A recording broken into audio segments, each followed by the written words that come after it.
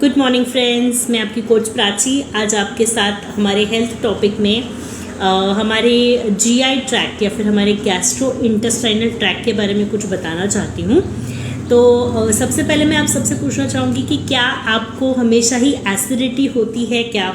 कभी कभी जलन हो जाती है सीने में, कभी कभी बहुत ज़्यादा खट्टी डकारें आती है, कभी कभी ज़्यादा ही फाट निकल जाती है ना, जहाँ पर गंदी बदबू होती है, राइट। ऐसे कुछ डिस्कम्फर्ट्स अगर आपको फील होते हैं तो आपको इस टॉपिक को ज़रूर सुनना है। गैस्ट्रो इंटेस्टाइनल ट्रैक्ट हमारा क्या होता है इसके बारे में जानिएगा। गैस्ट्रो इंटेस्टाइनल ट्रैक्ट मतलब हमारे इनपुट मतलब मुंह से लेकर जहाँ से पॉटी निकलती है, ओके, एनस तक ये पूरा जो ट्रैक्ट होता है इसको कहा जाता है गैस्ट्रो इंटेस्टाइनल ट्रैक्ट। ओके, इस ट्रैक में ये एक हॉलो ट्यूब होती है जहाँ पर हमारा खाना अंदर आता है और बाहर निकलता है। तो ये पूरे ट्रैक को हम गैस्ट्रो इंटेस्टाइनल ट्रैक कहते हैं। ओके, सो इस ट्रैक में हमारा माउथ ये है, ओके, ईसोफेगस है, स्टमक है, फिर इसके बाद हमारे लार्ज इंटेस्टाइन है, स्मॉल इंटेस्टाइन है और हमारा एनस है। ये सारा जो एक ट्यूब है, ये ट्यूब के अंदर की तरफ की जो लाइनिंग रहती है ये बहुत ही इम्पॉर्टेंट होती है। हमारे अंदर की जो लाइनिंग होती है उसमें रेशमी पदार्थ होते हैं, तो जो न्यूट्रिशन को अब्जॉर्ब करते हैं इनको कहते हैं विलाइस।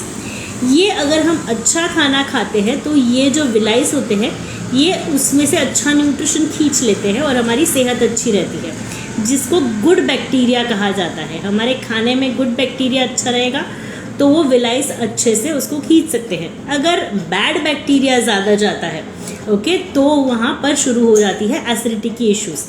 तो ये अंदर की जो लाइनिंग है जो हॉलो स्ट्रक्चर की, वहाँ पर बैड बैक्टीरिया बढ़ने की वजह से चैलेंजेस हो जाते हैं।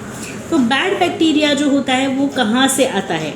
वो कई बार आप जो दूषित खाना खाते हो, रोड साइड फूड ज़्यादा अगर आपका खाने का परसेंटेज है, महीने में एक आध बार 2 बार इज़ गुड इनफ, बट अगर उससे कई ज़्यादा हर हफ्ते में अगर आपका कुछ बाहर का ही ईटिंग होता है, एवरीडे बाहर का ईटिंग होता है, तो उसमें से बहुत ज़्यादा पोल्यूशन चला जाता है, ओके, फूड के थ्रू, पानी के थ्रू, राइट। तो इन सब चीज़ों से वो इन्फेक्शन जो होता है बॉडी में वहाँ पर रहने लग जाता है, तो इसलिए दिक्कतें हो जाती हैं।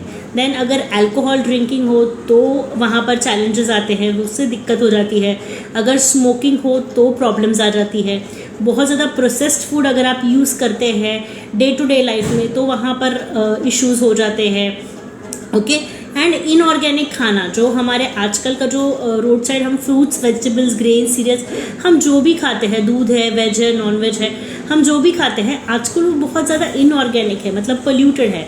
उसमें बहुत ज़्यादा केमिकल्स है, उसमें बहुत ज़्यादा अर्ली एजिंग हार्मोनल इंजेक्शंस है, दूध में अडल्ट्रेशन है, पोल्ट्री में भी या फिर वेजिटेबल्स में भी जल्दी उसको बड़े करने के लिए अर्ली एजिंग हार्मोन इंजेक्शंस होते ही है, ओके। बिकॉज आजकल की डिमांड इतनी ज़्यादा है तो हम जितना हो सके उतना उसको सेफ साइड पर रहकर उसको सही करने की कोशिश करते हैं, बट फिर भी कहीं ना कहीं हमारे बॉडी में वो सब जाकर हमारे जो गैस्ट्रो इंटेस्टाइनल ट्रैक है उसमें वो सारी गंदगी अटकने लग जाती है, जिसकी वजह से हमारी एसिडिटी बढ़ जाती है, ओके।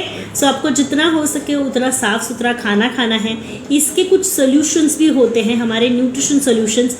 तो अगर आप इंटरेस्टेड होंगे तो मुझे कॉल कीजिएगा एंड मैं आपको इसके बारे में थोड़ी और जानकारी और सोल्यूशन दूंगी, the most important thing, okay. तो मेरे अगले सेक्शन में इस जीआई ट्रैक्ट और एसिडिटी से होने वाले हेल्थ चैलेंजेस है या फिर इसके जो सिम्टम्स है वो मैं आपके कल के सेशन में ज़रूर बताने वाली हूँ। So see you tomorrow and have a great day. Bye bye everyone.